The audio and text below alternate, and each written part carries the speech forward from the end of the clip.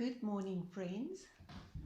I'm going to talk about hardboard today, the surface that I work on. So if you're not interested in hardboard, it's going to be very boring. So now may be a good time to leave. Many people ask me about the support that I work on and why I don't fix my work. I think it's very good to understand the medium that you work with. So I'm going to share a few things that I have learned over the years. Normally, traditionally, one would work on paper for drawing, for pastel. You also get all kinds of commercial types of papers, especially developed for pastel. For instance, this, I don't know even what it is. It feels like it's a kind of a velvety surface that it's covered with, and lots of other commercial surfaces that you get, especially for pastels, but it has just never worked for me personally. I needed something much stronger, much more stable for the way that I work with pastel. So a couple of years ago, I started to experiment with compressed wood. And the two types of compressed woods I started to experiment with was hardboard, which is also called masonite, and superwood, which is also called MDF board. Hardboard is fine little wooden fibers that is pressed together using heat and pressure, and they use the natural bindings, the binding that occurs naturally within the wood to bind the wood with, to cement the wood fibers together again, and make this new wood polony with.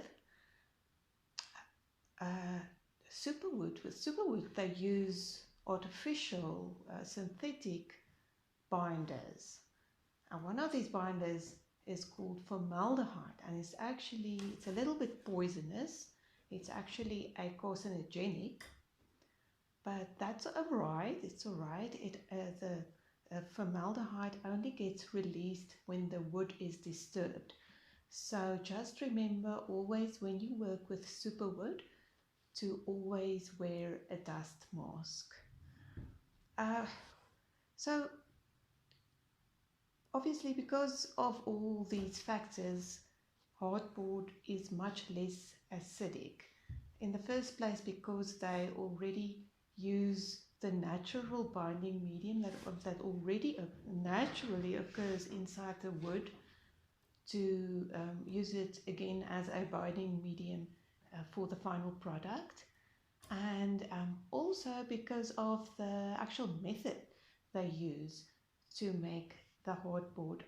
If I understand correctly, they use heat and steam, or heat or steam, to explode a piece of wood and then float these little pieces of wooden fiber in water, which helps it, or which causes it to leach even more of its natural acids into the water, and get rid of even more of that natural acids in wood.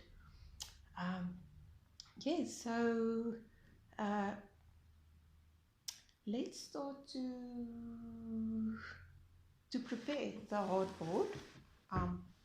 Was there anything else I wanted to say before that? No, I don't think so. Let's start to prepare the wood. Let's start with hardboard. Okay, so hardboard has got, you'll see that it has a kind of very synthetic looking rough side, most of the pieces of hardboard that you would buy in the hardware shop, and then it also have a very smooth side, and we want to work on the smooth side of the hardboard. I don't know if it is a sealant that they put on, or if it's compressed so tightly on this side, but it's so smooth that it almost looks glossy, shiny, and we have to get rid of that shininess, because remember, I work with powder pastels or dry pastels, and it's got no extra medium added to it to make it stick to just anything. It will stick to a surface with a texture or a tooth from itself, all by itself. It will stick to a texture, a surface like that. And that's why we have to prepare this surface to make it ready for the pastel to stick on.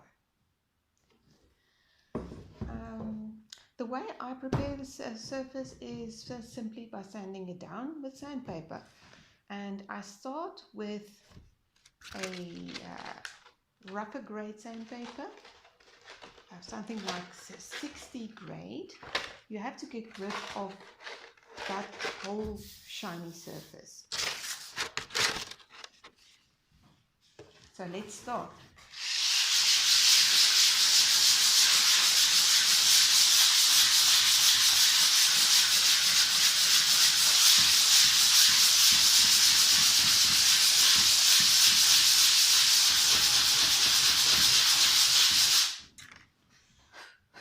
I'm not going to do the whole thing now, but one way to know if it is working is to look at it from an angle.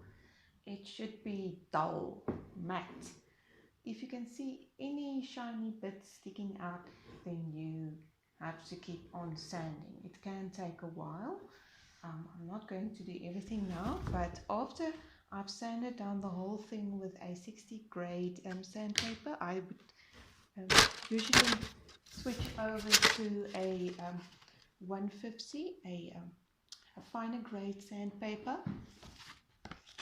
and go over it again just to get a more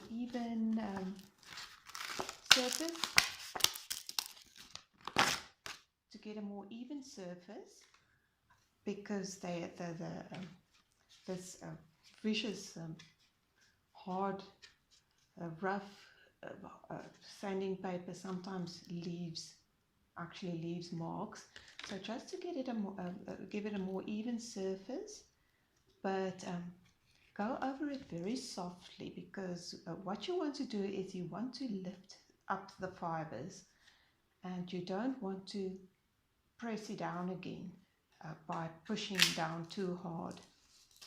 So just do something like this.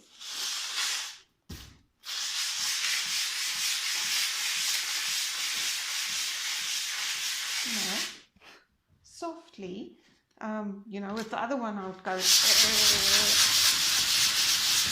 but with this one it's just,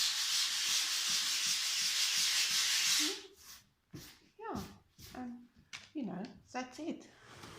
Okay, and let's switch to the superwood.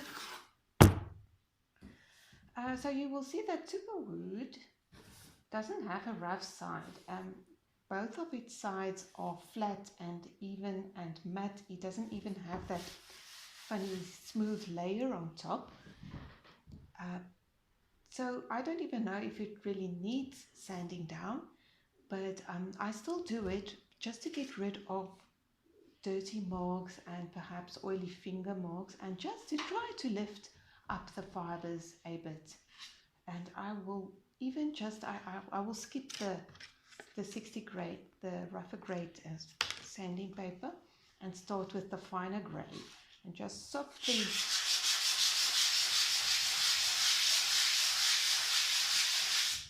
and this one is actually quite responsive. I can actually see fibers sticking up. So I may even want to go over it again with a finer one just to tame those fibers. Another way to know if it's working is to feel it with your fingertips. It should feel woolly or velvety to the touch. Just get rid of all anything that's smooth, and remember that pastel needs something to adhere to, some kind of a tooth or a woolliness or something like that. Okay, so you would have seen that, or you will realize when you do it yourself, that it takes much longer to prepare a hardboard than superwood, but I still prefer the hardboard because it is a much more natural product. It has a lower acidity, and also because it usually have a better tooth for the pastel to adhere to. And sometimes I will use superwood in one case, especially if I do lighter skin types. I will use a superwood because it is a lighter wood, and also hardboard sometimes have these little dark spots or little darker pieces of wood fibers in it.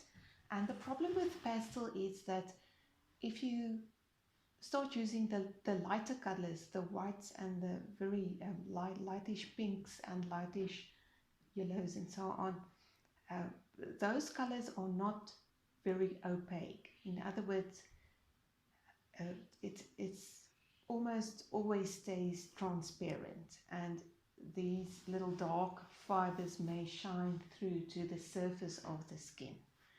So that is one of the reasons that I would sometimes switch to superwood. And yeah, just remember, I have to wear your mask. I didn't wear my mask now. You can even wear your pandemic mask if you have nothing else when you work with superwood. Don't inhale the dust. Okay, the last thing I think we can discuss is that the quality of the hardboard, which is quite tricky. I found that the quality of hardboard is not always the same, and you never know what you are going to get. Sometimes you only realize that you have an inferior color, inferior batch of hardboard when you actually start with your drawing. So it is a bit of a gamble. It will be good if you can be able to choose your own piece of hardboard at the hardware shop in their yard or in their storeroom if they allow you. And also if you can convince them to cut the hardboard for you in smaller pieces, because it comes in extremely large pieces. So if you don't have transport or a bucket to transport it in, you will have to ask them to deliver it to your house.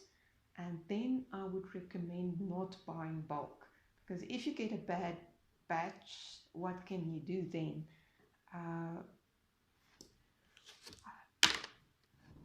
I have found that in looking at hardboard, sometimes the indication of an inferior quality of hardboard is little small dots, darker spots, and a general unevenness in the wood, which indicates inferior quality hardboard. Don't take that.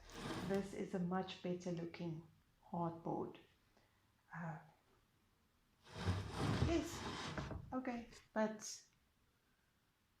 everything in art is an experiment, and you have to try and try again. Yes, well, I think that's enough for today. Let's talk about the fixing next time. The fixing, to fix or to not to fix or not to fix. Thank you for listening.